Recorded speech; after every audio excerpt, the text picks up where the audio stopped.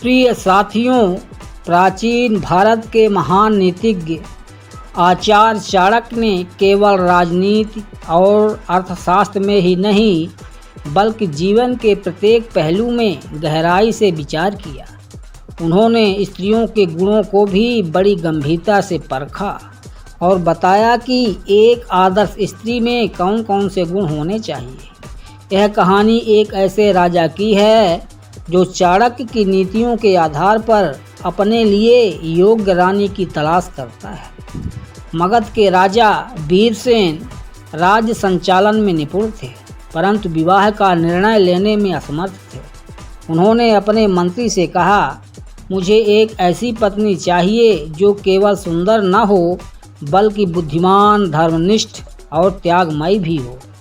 मैं चाणक्य जी से मार्गदर्शन लेना चाहता हूँ।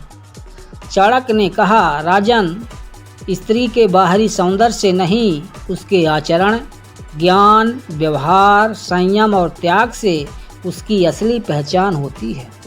उन्होंने राजा को 7 गुण बताए जो एक आदर्श स्त्री में होने चाहिए। सत्यनिष्ठा, धर्मपालक, गृह प्रबंधन में दक्षता, त्याग की भावना, पति व परिवार के प्रति समर्पण, बुद्धिमानी, संकट में साथ निभाने वाली।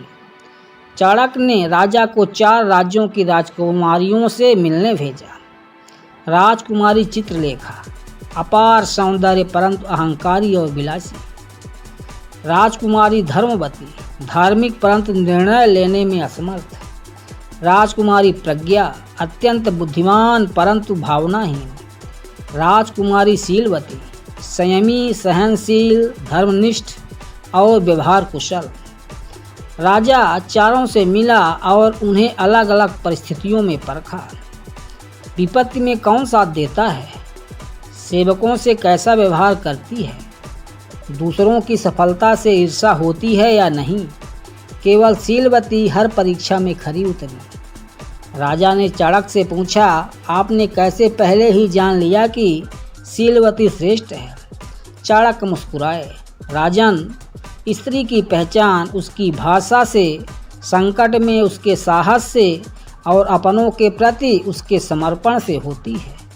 जो स्त्री अपने स्वार्थ के लिए नहीं बल्कि कर्तव्य के लिए जीती है वही जीवन संगिनी बनने योग्य होती है।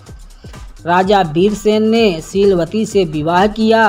वह रानी बनकर राजकाज में सहभागी बनी, जनहित के कार्यों में जुट गई और स्त्रियों को शिक्षित करने का अभियान चलाया। राज्य की महिलाएं उसे आदर्श मानने लगी। राजा ने एक दिन जनसभा में कहा, सौंदर्य क्षणिक होता है पर चरित्र और विवेक जीवन भर साथ देते हैं। आचार्य चाणक्य का मानना था कि स्त्री समाज की धुरी है। यदि स्त्री में निम्नलिखित गुण हो तो परिवार और समाज दोनों सुरक्षित रहते हैं। दया व करुणा, ज्ञान की प्यास, संयमित जीवन, आत्मसम्मान। आज की युवा पीढ़ी को यह समझना चाहिए कि स्त्री केवल शोभा की वस्तु नहीं बल्कि संस्कृति की वाहिका है। चाणक्य की नीति आज भी उतनी ही प्रासंगिक है। इस कहानी के माध्यम से हम यह समझ सकते हैं कि एक स्त्री के गुण केवल उस तक सीमित नहीं रहते बल्कि वे पूरे समाज को दिशा देते हैं। प्रिय साथियों, ज्ञान ग्रंथ की यदि ये वीडियो पसंद आई हो तो कृपया वीडियो को लाइक और चैनल को सब्सक्राइब कर लें।